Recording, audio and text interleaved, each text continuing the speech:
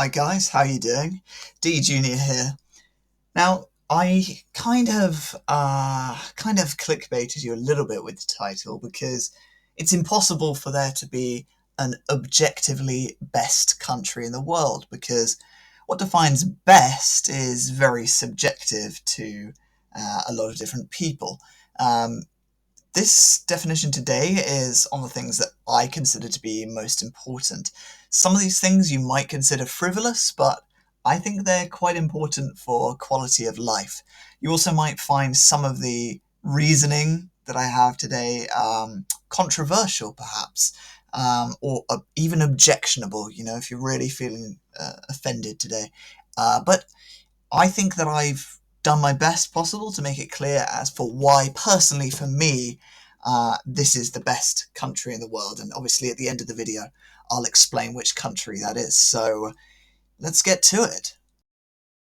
So, what's the first measure? Well, this one is quite subjective, and it's the weather. I hate living in cold places, which sucks for me because I'm from the UK. Now, I know what you're thinking. This is extremely frivolous, an extremely subjective, unimportant measure, but let me explain.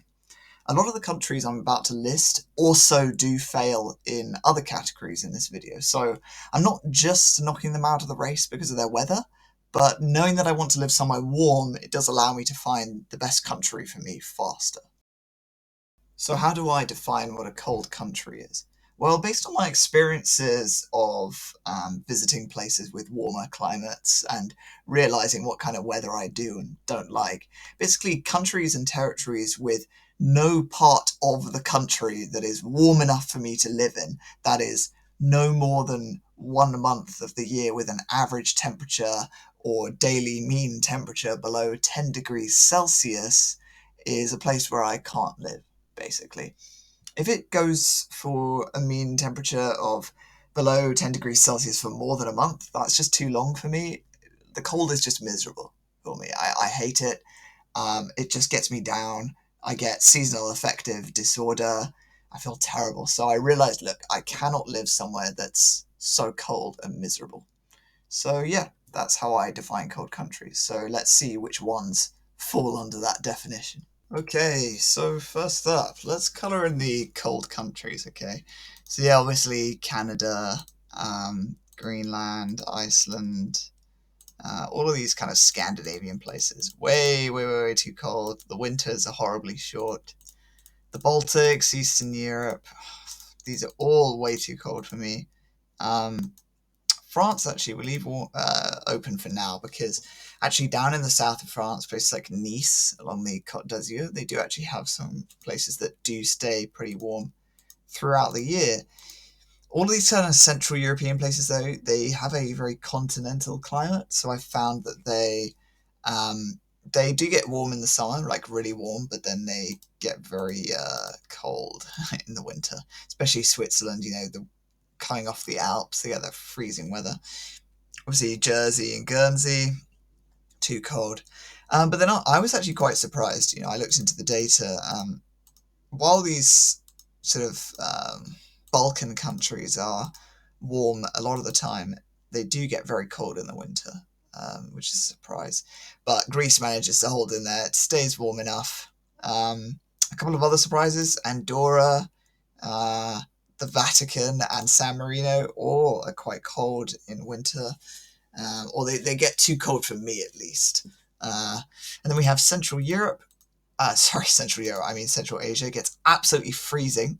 Even Afghanistan, it's a very mountainous country, remember, so it gets quite cold. Mongolia, both the Koreas, neither of them have warm enough year-round temperatures for me. The Caucasus also get pretty cold. And then the surprise one for me, the real surprise, was Syria. Now, I thought that'd be hot throughout the year, right? But I think it's because it's a desert climate, it actually gets quite cold. So then in the southern hemisphere, nowhere really gets cold enough. There's always enough places in all of these countries that stay warm enough throughout the year, so that's fine. The only places that are cold enough to be ticked off the list really are the Falklands, South Georgia and the South Sandwich Islands, French South Antarctic lands, and the Heard Island and McDonald Islands. But I think in terms of the cold, oh, sorry, Denmark. I think in terms of the cold, that's it. Oh, you might be thinking, oh, Japan gets cold, doesn't it? It does, but Okinawa actually stays warm, so I could feasibly move to Japan and live in Okinawa and stay warm enough. But yes, if I see any other cold ones, I will add them on. So now let's move on to the second category. Let me just double check. So the second category is to do with democracy. All right, so how did I define democracy? I said that any country with a democracy index score below I think it's 0.5. I think they have a measure between 0 and 1. 0 being like total super dictatorship. I don't think anyone is actually that low. I know North Korea has a score of 0.1 or something. Oh, sorry, no, it's between 0 and 10. That's it. So North Korea has a score of 1. And if any of these countries have a score below 5, then I can't live in them, really, for me. And I'd say a good waypoint for seeing that is about Singapore level democracy. So Singapore is right on the edge between flawed democracy and hybrid regime.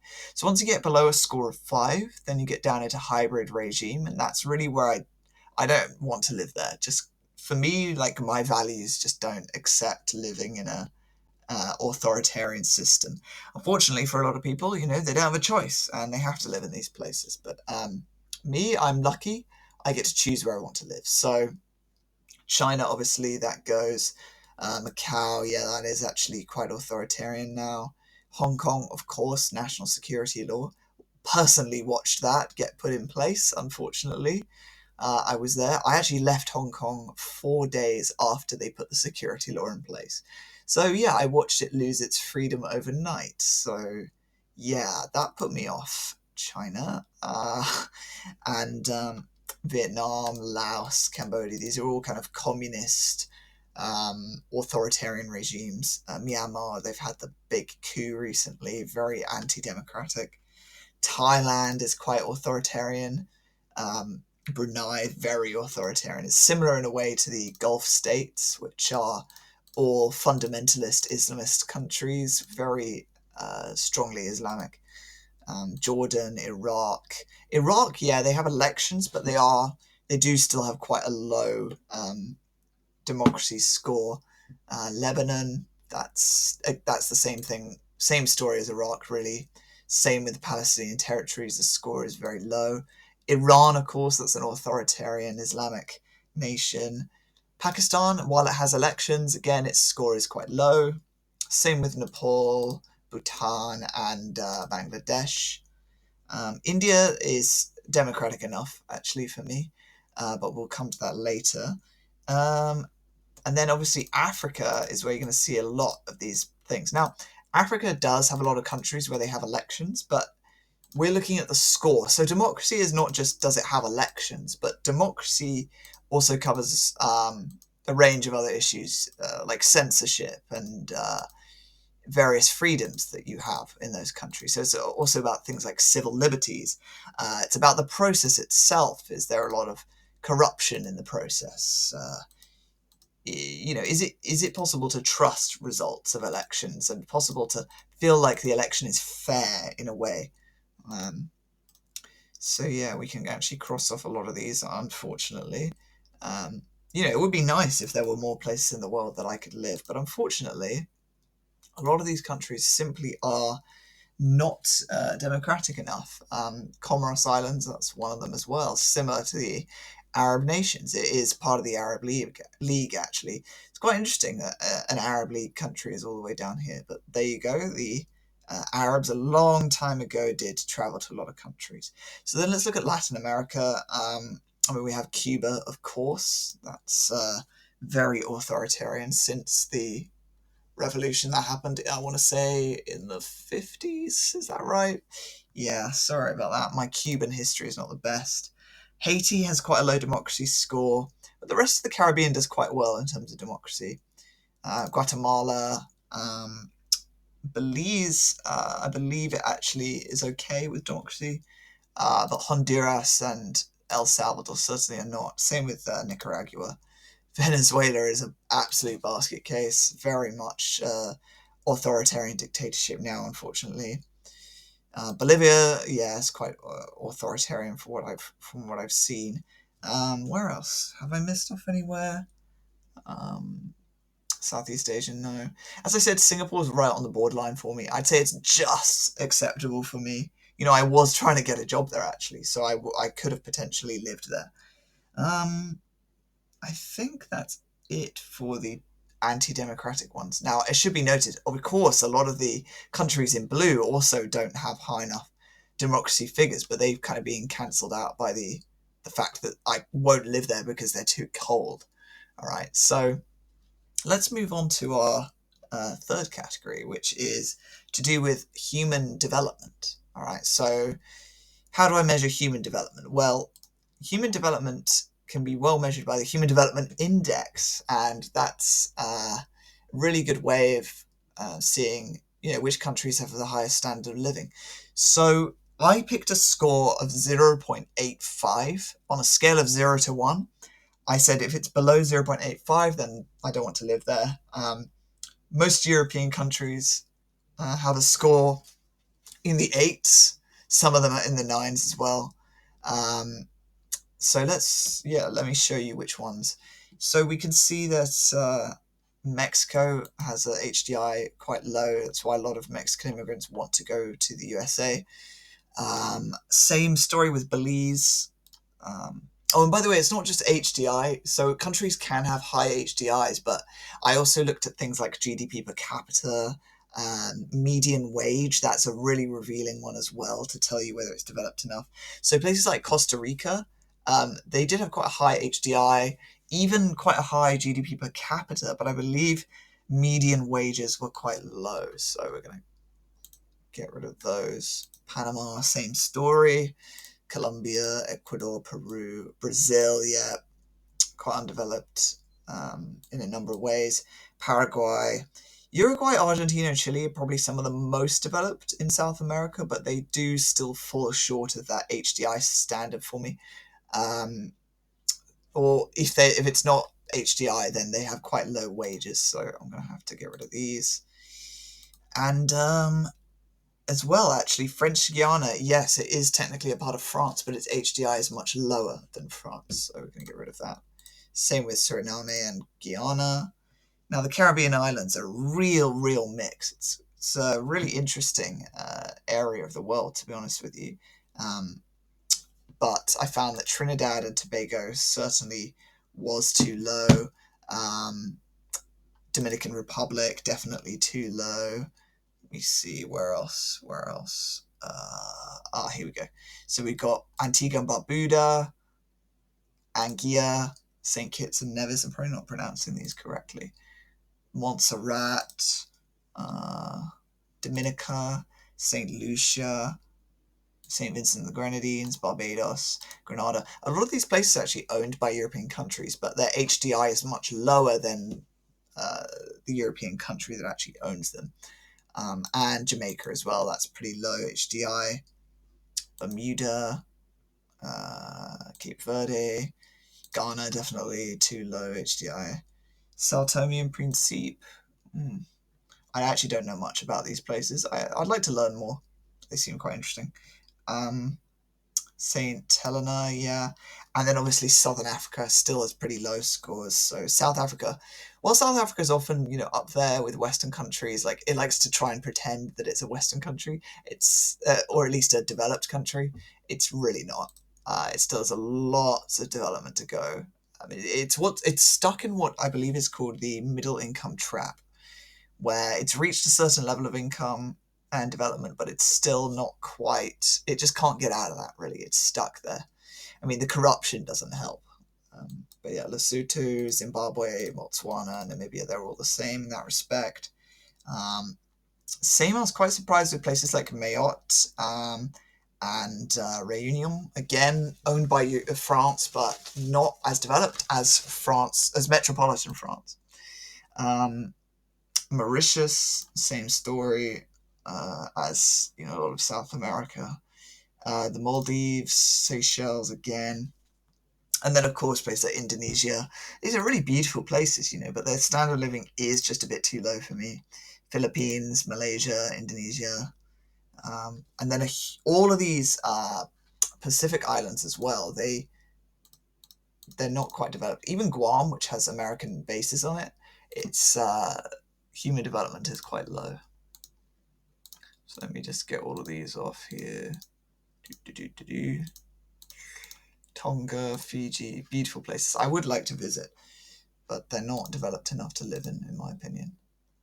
And according to, some of the statistics. So I think that's it for HDI. Tunisia, yeah. So Tunisia is an interesting case. It is a developed country, but it's just not quite developed enough. Turkey, it does have a certain level of democracy, high enough at least, higher than Singapore, but its HDI is much, much lower than Singapore. So Singapore stays in the game. Turkey does not. And I forgot, of course, India and Sri Lanka. Again, they do have high enough democracy, but the HDI score is quite low. There's a lot of poverty in India. That's why I suppose, they needed Mother Teresa and all of that. Where else? No, I think these HDI scores, they make sense. And Curacao as well, one of the two Dutch colonies in the region, I believe. Actually, is Curacao owned by the Netherlands? I should probably look that up. Where else? Okay, I think we can move on to our next category, which is our fun favorite, and that is crime. So you're thinking, come on, D Junior, there must be a place in these leftover countries that is safe enough for you to live in. Well, there are, but not many. And the reason why is that I want to live in a big city. I do not see myself living in a small town in the middle of nowhere that might be safe, but has no opportunities and is very boring. So no, I don't want to live there. Oh, I forgot to put East Timor on the low HDI level. Okay, so let's go back to our green. So the USA, yeah, there's lots of safe places, but I think you'll find in any big city in the United States, the crime level, personally for me, is just not low enough. So I go outside at night and I will be looking over my shoulder, unfortunately, in any big city in America. And that's, for me, coming from London, I'm used to it, but it's not enjoyable. I want to live somewhere which is actually safe. So I looked up some of the crime statistics. If you're wondering, there's a website called Numbeo, Numbeo, and you can actually compare different cities together. I'll put that on the screen. So yeah, you can probably see here. You can actually type in a certain city, and it will break it down into all these different categories of crime, whether that's violent crime or petty crime. Whether people actually feel safe walking alone at night versus the daytime. And that was a really good tool for me to figure out, which places actually have cities which are safe. And unfortunately, America didn't, the Bahamas didn't, Turks and Caicos didn't. None of these Caribbean islands did. Guadeloupe, Martinique, other than the Cayman Islands and Aruba. Okay, so I'll get to them in a bit. Portugal, unfortunately, it's a lovely country, but again, places like Lisbon, the crime is too high for me. Same with Spain, France, a lot of these big European countries, Italy, Greece. But then we are left here with Cyprus, Malta, and Gibraltar. I will come back to them as well. Oh, and Israel does have a surprisingly low crime rate. Yes, they do have the rockets coming in, but for the most part, it is pretty safe. And then we go down to Australia and New Zealand, and both of their major cities, they don't have anywhere with a low enough crime rate for me, even though they do have many smaller towns which probably do a very low crime rate. And we'll include Cocos and Christmas Island in there because they're part of Australia, but also because they don't have any big cities, so there's no point in me looking at those. So what are we left with then? Well, we've got the Indian Ocean Territory, the British Indian Ocean Territory, but you're not actually allowed to live there. It's only for the military, so I'm going to get rid of that, make that white, and then let's look at Aruba. Okay, Now, Aruba seems to tick all the boxes, right? It's safe, it's developed, it's a democracy, or at least it has a democratic system, and it's warm. But in the other direction, it's much too expensive to live in for me. If you're rich, sure, you can go and live there. But yeah, it's very expensive, and I'm assuming the opportunity is quite limited as it's a small island. Same problem with Monaco as well. I believe you have to be able to pay like £500,000 or euros just to get a residence permit or something ridiculous like that. So what else do we have now? So let's color in black everything that's left. So we have the Cayman Islands, we have Gibraltar, we have Malta, Cyprus, Israel, Taiwan, and Japan. All right, let's look at Japan then. So we know that Japan's warm enough, it's developed enough, um, it has a low enough crime rate, it's a very safe country. But the problem with Japan is the work culture. For me, you have this problem. I mean, people just get worked to the bone in Japan. It's really terrible. And yeah, I know that Taiwan does have a quite a strict working culture, but it just does not compare to Japan. So I'm gonna have to knock Japan off, unfortunately. Sorry, Japan. I'm gonna put you in pink. Okay. So what do we lay? What does that leave us with? Taiwan, Israel, Cyprus, Malta, Gibraltar, and the Cayman Islands. Well, I'm going to knock off 3 of those because the Cayman Islands, Gibraltar, and Malta, they just do not have the work opportunities there. I've looked into it, especially for someone like me with my qualifications. I could not live there. So I'm left with Cyprus, Israel, and Taiwan. Now, this is where it gets super subjective. Not that it wasn't subjective before, but I think with Israel and Cyprus, I'm just not sparked with the same interest and joy as I am when I think of Taiwan. There's more opportunities in Taiwan. It has a much larger population than the other 2. Has many different cities you can live in. And it just has I don't know how to describe it, but a culture that I think I'm more comfortable with. Whereas Israel and Cyprus have this more westernized culture, which I, throughout my life, have felt a bit uncomfortable with. Taiwan doesn't have that. And also, Taiwan has this very humid subtropical climate, but also with a great variance of climates, whereas Israel, very much an arid climate. Cyprus is quite similar in that respect. So you don't get that variance. But also, I have my background in being very interested in traditional Chinese culture and just East Asian culture in general. So actually, that ticks Cyprus and Israel off the list for very, subjective reasons. I'm going to colour them in orange, Israel and Cyprus. So what does that leave us with? Well, that leaves us with, let me get rid of all these, the one country that's left, which is Taiwan.